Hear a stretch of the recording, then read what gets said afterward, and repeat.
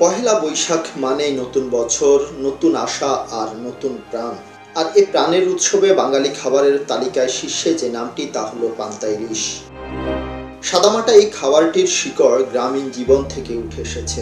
আগের রাতে ভাত পানিতে ভিজিয়ে রাখা হয় আর সকালে এর সাথে যোগ হয় ইলিশ মাছের ভাজা, কাঁচামরিচ, পেঁয়াজ আর একটু সর্ষে।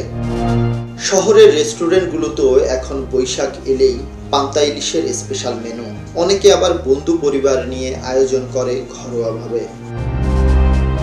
তবে প্রশ্ন উঠেছে, বৈশাখ এলেই ইলিশের দাম আকাশ ছোঁয়া কেন? খাদ্যরীতি পালন করতে গিয়ে যেন ভোক্তারা কষ্টে না পড়ে সেদিকেও নজর দেওয়া দরকার।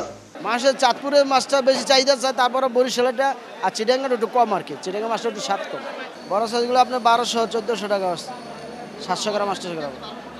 কেজি মাল হলে আপনার 2000-2200 টাকা। আপনার 700 গ্রাম 600 গ্রাম হলে আপনার 1400 টাকা 1200 টাকা বিক্রি হচ্ছে। আগে যেরকম চাহিদা ছিল মানুষের একটা পয়লা বৈশাখ উপলক্ষে মাছ কিনতো, এরকম সেই চাহিদাটা নাই। এখন সেই দিকে মানুষ এখন কেনাকাটা সেভাবে করতে যাচ্ছে না। এখন মাছ ভালো আসতেছে, পয়লা বৈশাখ না, এই জন্য একটু দাম হিসাবে কমই। এগুলো বেশি 2700-2800 টাকা করে, 1200 গ্রাম 1300 গ্রাম। এর কিছুদিন আগে ছিল মনে করেন আর একটু কম ছিল, এখন আবার একটু বেশি, আবার কমে যাবে। পান্তা ইলিশ এখন শুধু খাবার নয়, এটা বাঙালির ঐতিহ্য, আবেগ আর উৎসবেরও প্রতীক।